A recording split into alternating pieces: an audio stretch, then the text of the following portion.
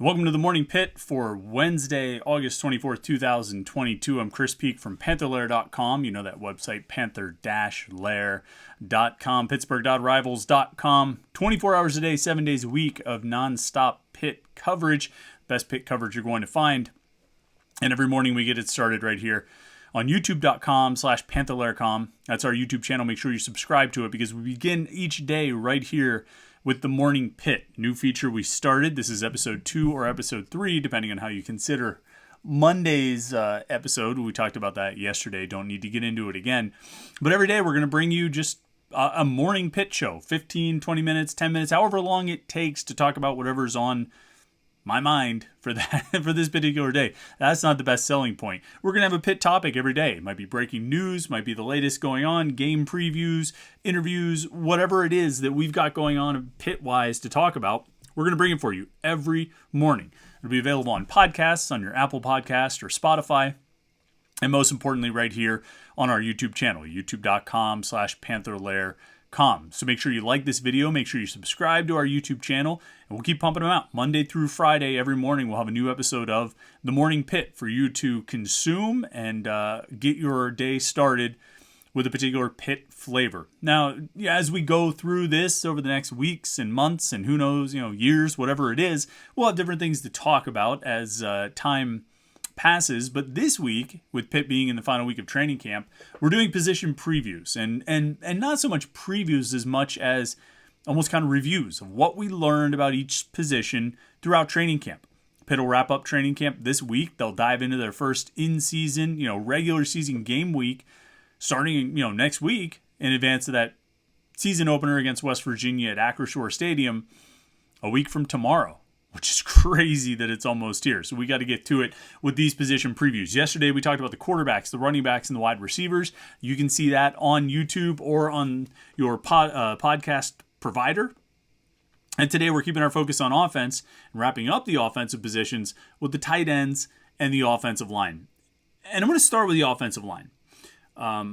We've talked a lot about this offensive line. We've talked about this offensive line for the past 9 months, ever since Gabe Hoy and Carter Warren and Marcus Minor and Owen Drexel announced that they were going to come back as sixth-year seniors to anchor this offensive line and anchor this offense. And, ideally, from their perspective, carry over the success that they had last year when they were really the foundation of the most productive offense in Pitt history. Obviously, having Kenny Pickett and Jordan Addison helps in that regard, but there's no denying how well Warren, Minor, Drexel, Hoy, and Jake Cradle, the other starter, played during that season last year. And the thing about this year is all those guys coming back. Those 4 returning sixth-year seniors, Marcus Minor, Gabe Hoy, Owen Drexel, and Carter Warren, have combined to play 136 games and make 105 starts. And I think I made this comparison point a little while back. I can remember different times, 2005 is a great example that comes to mind, where Pitt played against Notre Dame. And that was a year where Pitt's defensive line was outmatched in every situation. You know what I mean? Where Pitt's defensive line was, overmatched in every game. The defensive line recruiting was not where it needed to be in order to play Dave Wanstead's style of football. And they just got crushed by any competent offensive line. When they faced Notre Dame, they were going, lining up against a more than competent group.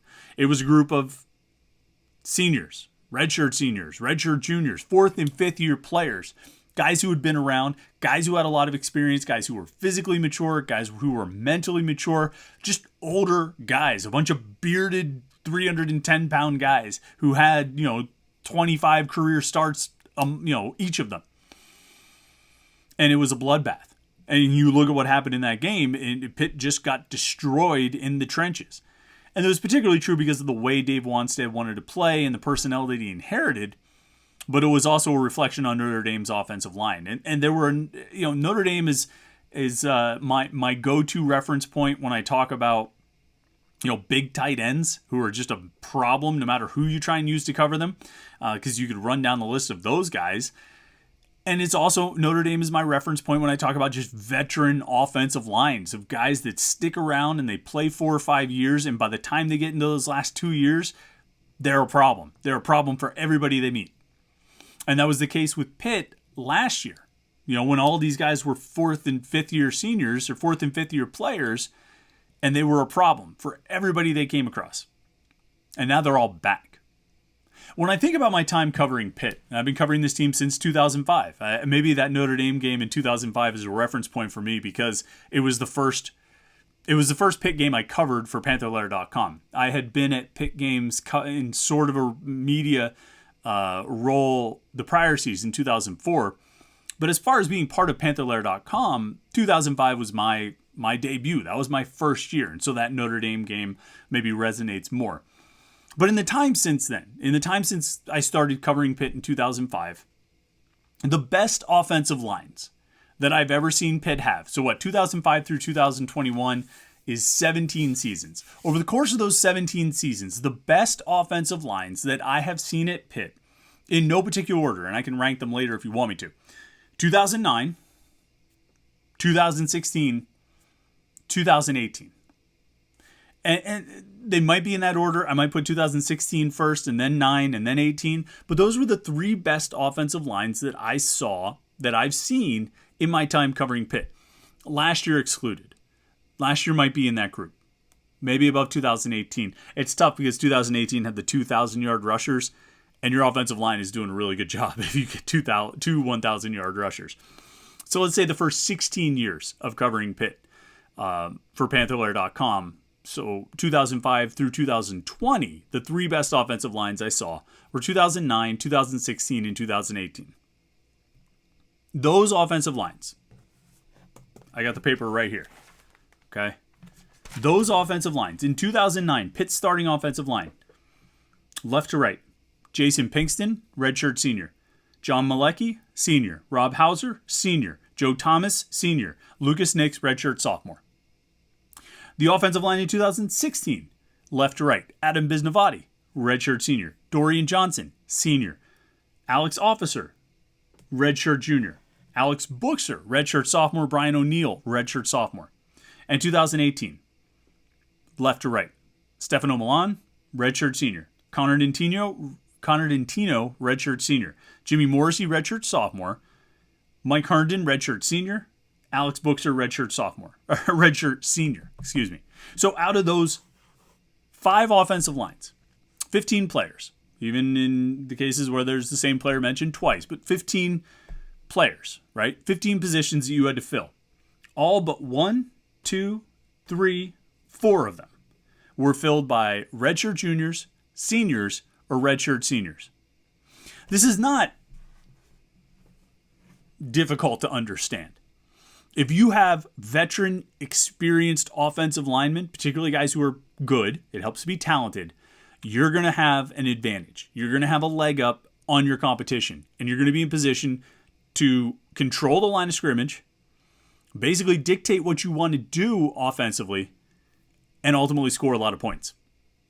That's what 2009, that's what happened in 2009, that's what happened in 2016, and that's what happened in 2018. And you look, 2009, I don't know if they set any records that year, but Bill Stahl had a great senior season. Dion Lewis had an amazing freshman season. That offensive line was dominant. 2016, they did set records, the highest scoring offense in Pitt history. That was the Matt Canada offense. And then 2018, they set records with the first season with 2 1,000-yard rushers in school history. I don't think it's a coincidence that you got that level of production from teams that fielded offensive lines full of 4th and 5th year players.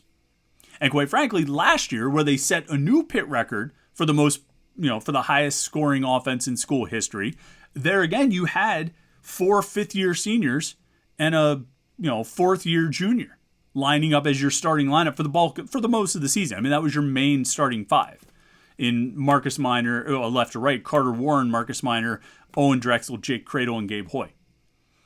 And now you have a chance to be even better. And I think the expectation is that they will be even better. And you can point to the lack of a running game last year, and I'll still maintain that I don't think that was a result of poor play. I don't think that this team was incapable of running the ball. They just didn't do it. This has been a mantra all summer for me. If you've listened to the Panther-Lair show on Wednesday nights, or read anything I've written or any of those kind of things, I think they had the capability to be a good running team. They just didn't do it.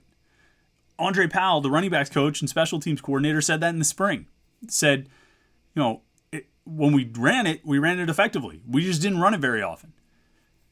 That's going to change this year. Not necessarily to the extent where they become a run first, run heavy, ground and pound offense, but to the extent where they have a more balanced offense, where they look to establish the run and use that established run game as a jumping off point for the passing game.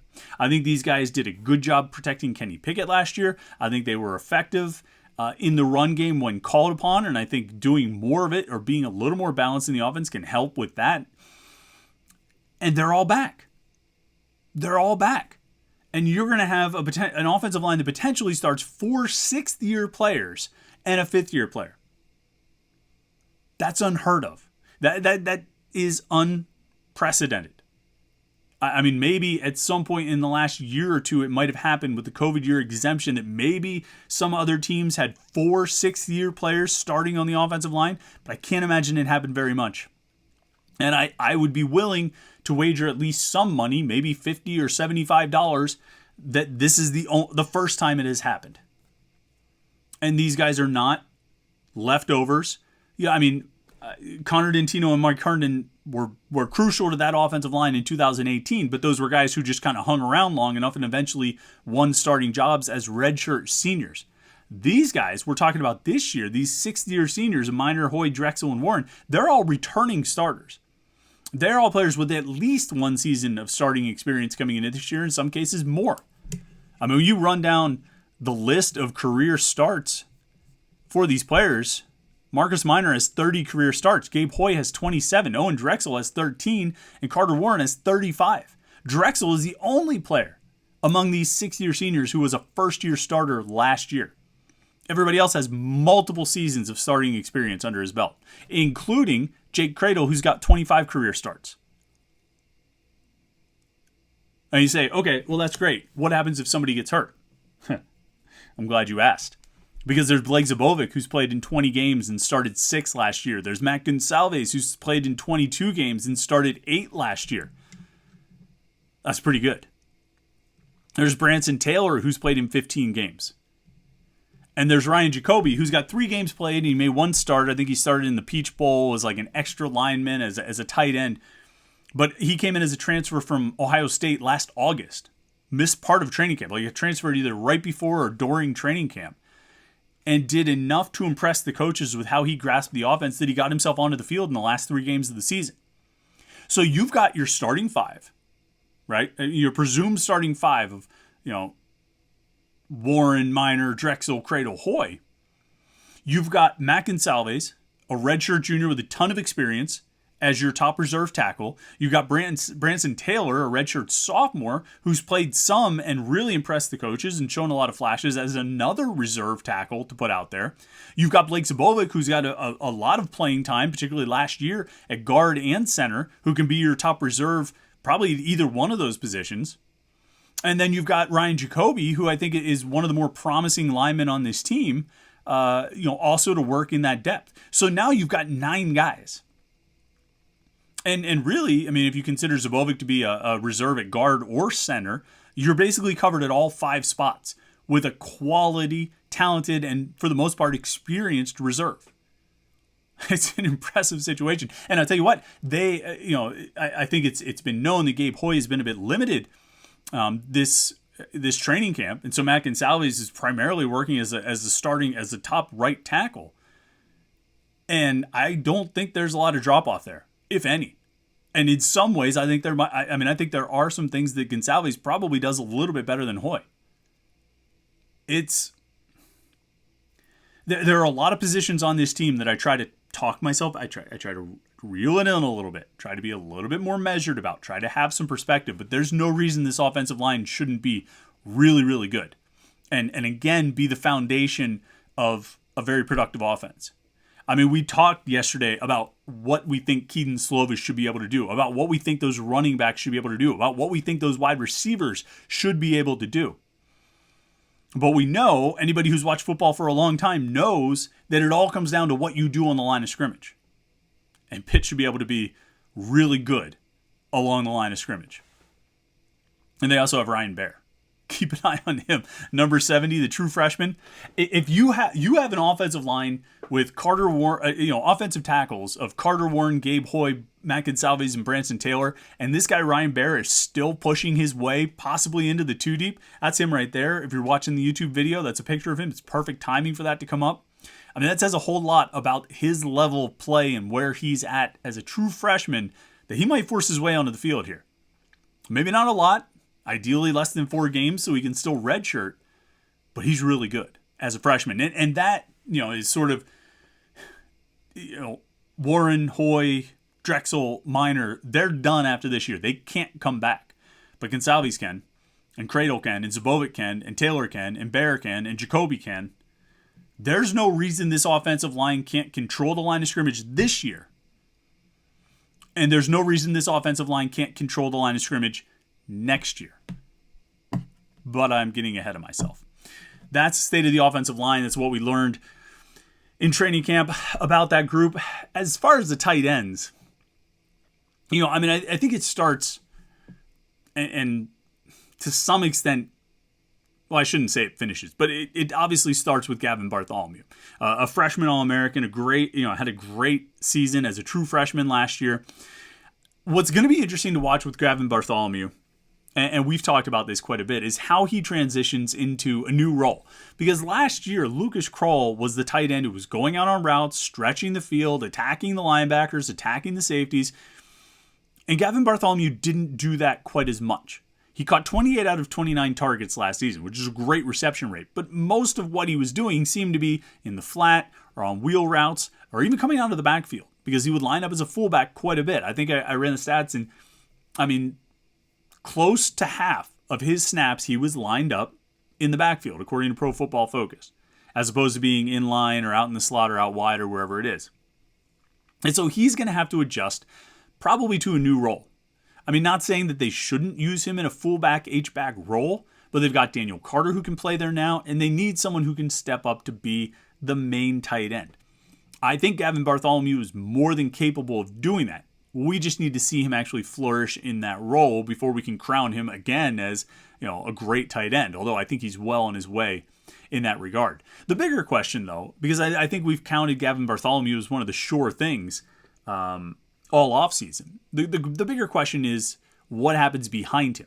They're going to run sets out there that have 2 tight ends. They're going to use tight ends in different ways. It's not just going to be lined up in line or in the slot or in the backfield. They're going to move around and do different things. Who do they turn to there?